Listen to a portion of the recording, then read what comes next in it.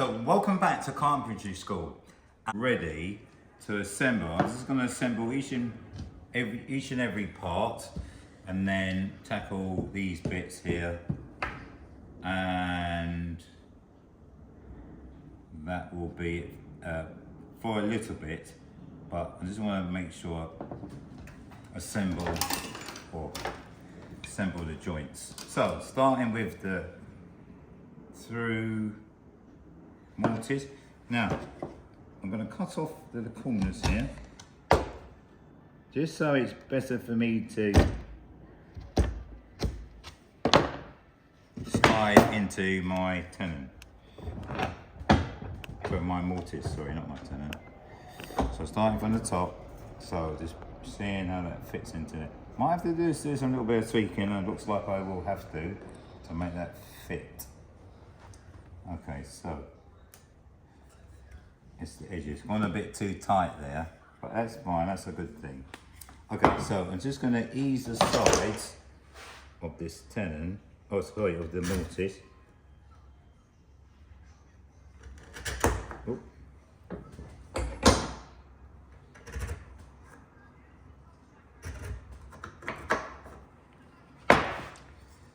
Right, so face side up, this way round.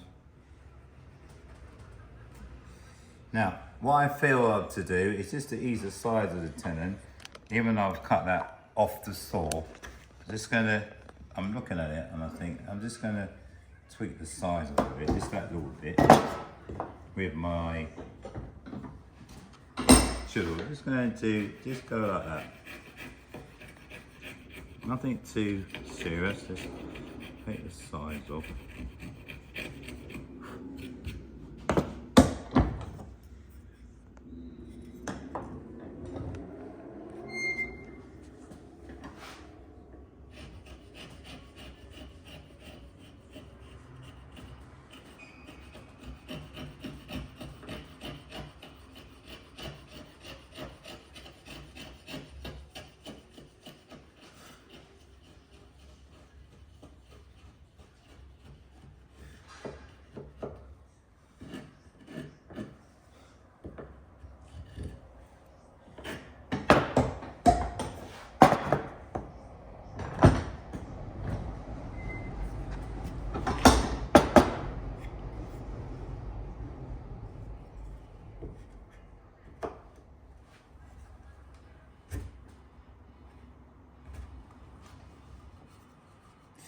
Another thing, just to make sure that it's sitting flat, just put it. Okay, so when you're fitting a frame or fitting a rail into like a stuff, always also try and keep it so like you know that it's sitting in there really level to the material and upright. Yeah, so you don't want this leaning over this way or that way. If it is, it means that either the mortise is not quite straight or the tenon is not quite cut straight. But in this case, I don't have to worry about that because it's quite nice and flat, or quite level. Okay, so I'm just going to press that in a bit more. Right, so that's sitting nice and level. Look at that, spot on. So that's one. I'm going to do this one here, which is going to be the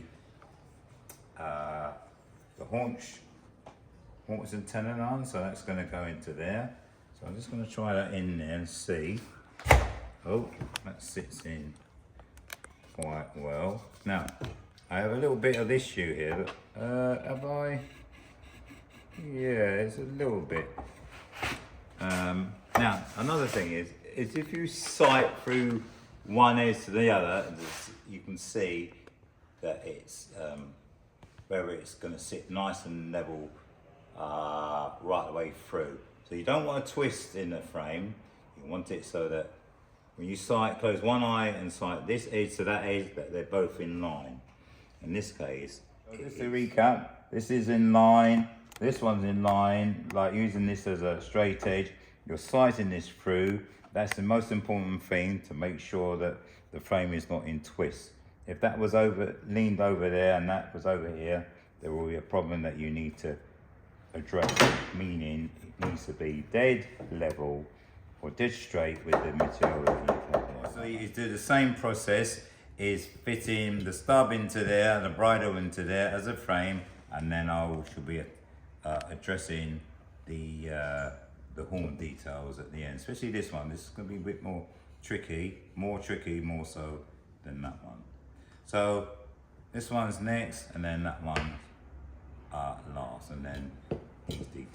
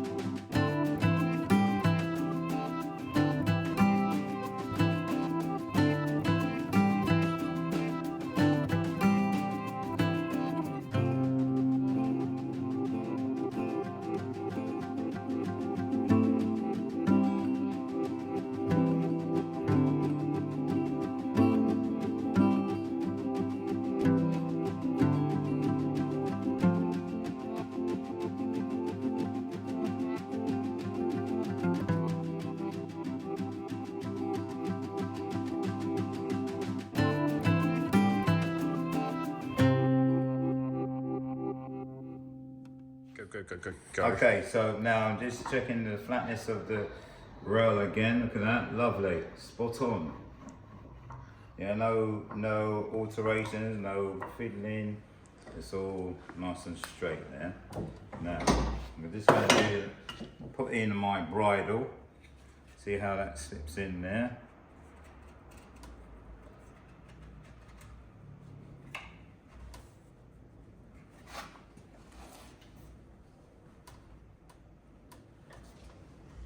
Okay, so I just need to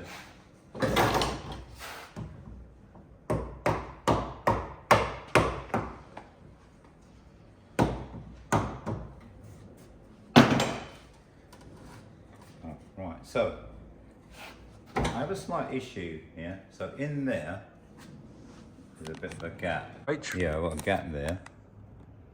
Okay, got you. Yeah, and there's a gap in there. Oh, it shows better on that side, yeah. Yeah, so I need to address that. Right. And just take this off.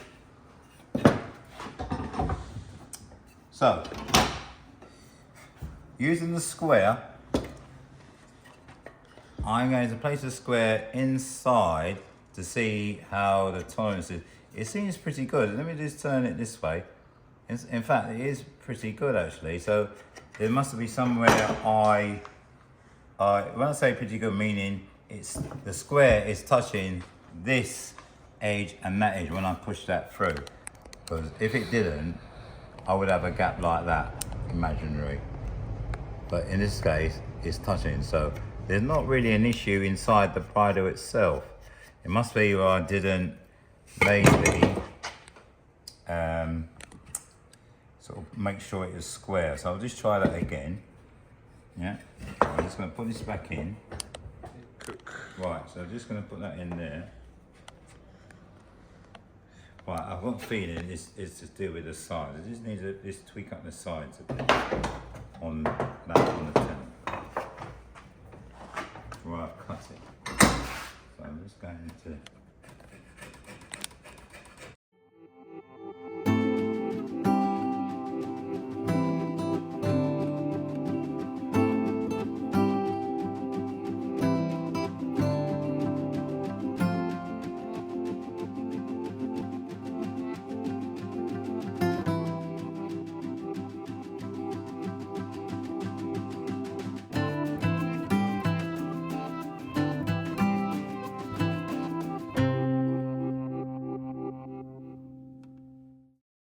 Now what I think I'm going to do is I'm going to just slightly, just slightly dip the inside of this. So I'm going to get the tool and just slightly go inside. When I say inside, I'm going to slightly dip this in. Yeah, I'm going to show you with a chisel and make it a bit of a hollow inside. Yes. So let me just show you what I mean. So I'm going to use my chisel And just tip the chisel slightly inside of there like that. So just dipping the chisel to the centre and then turn this around and do it. Turn it this way and do the same this way. So invariably I've hollowed out slightly in the middle of there. Yeah, but I wanted it a bit more tighter, that's why I've done it. So I'm going to show you what I mean. Hopefully nothing there. So what I want is, what I wanted, was aiming for, is that to be a bit more tighter inside. Inside of there, tight. That's what it is. Okay, you can see it's tight because I've got no gap there as such. Okay, so this is there. So let's get this in there.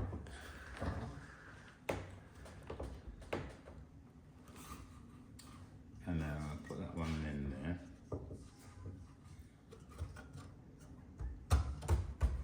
I always obviously put it in equal. The rails, one another higher than the other. So this is what is together. So we've got our 3 mortices, haunch mortise and on this end, bridle start. Now I'm going to approach these ends, okay, and then I'm going to do something here, and then it is quite close to being done. So it's this one and that one. Now what I'm going to do now, take this apart and then produce this Ogee detail using some round files, various sizes, and a flat file as well, just to where I need to have one, probably here. Okay, so I'm just gonna take this apart now. So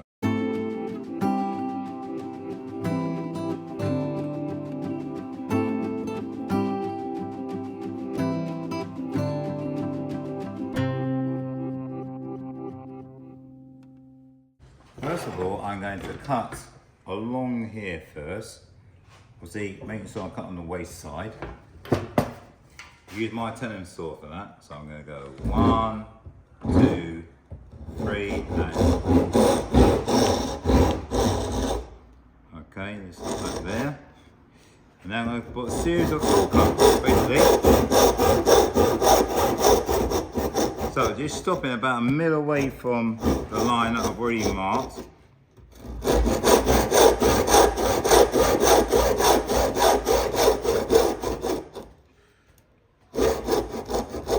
So, also it's going to help if I do it like that, then I can get all the way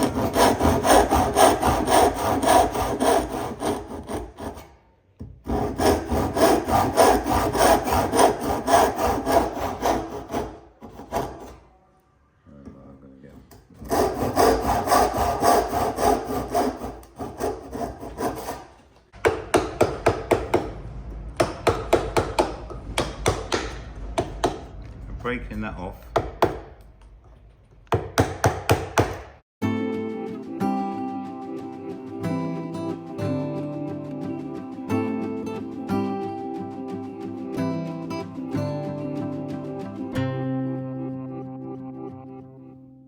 Oh, still a little bit left on there.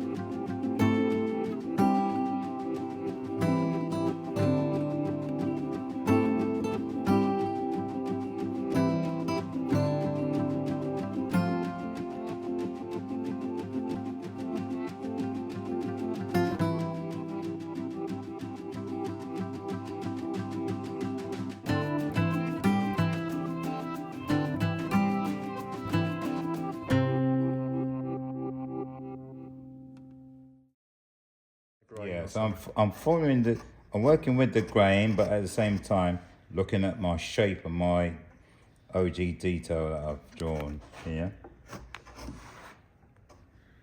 So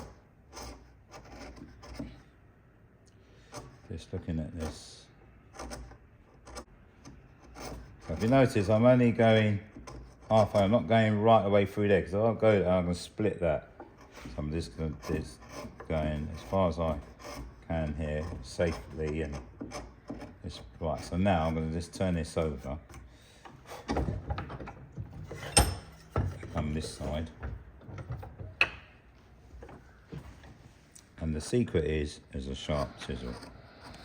So is that line there, H? Is it? See that pencil line? Yeah, following that. But this taking slices at a time. Right, okay. But keeping to that. And then every so often I'm going to be using this, the square. It wants to be kept square.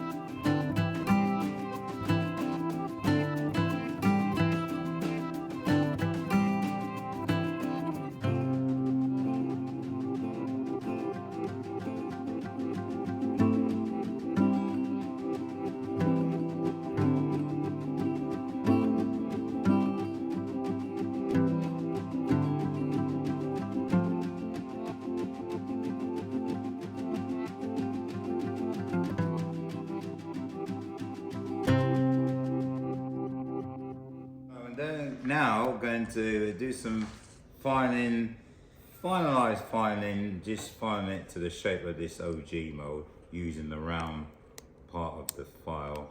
This one's a bigger file, so it works lovely. So just filing that through.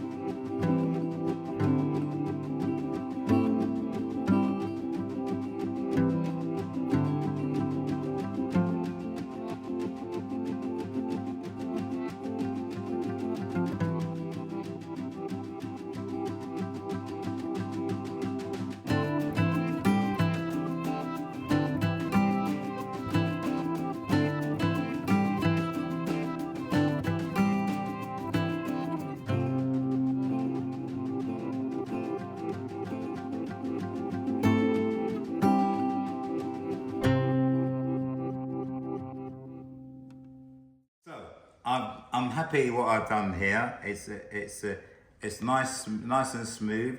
It is square. Yeah, it's an Ogee Aussie design that we've marked out previously. So this is how you would approach that if you're doing something like by hand. So a combination of the bevel edge chisel and some files, 2 round files. Admittedly, I only used the bigger one in this case because that was appropriate, because that could do there as well as here, as well as that little bit there. So now it's a case of doing the semi-round here, semi-circle, which is this one. So that's the next thing I'm going to do now. I'm going to take this out of the device. Instead of using files, I could have used a spoke shave. This is what this is. We have 2 types of spoke shave.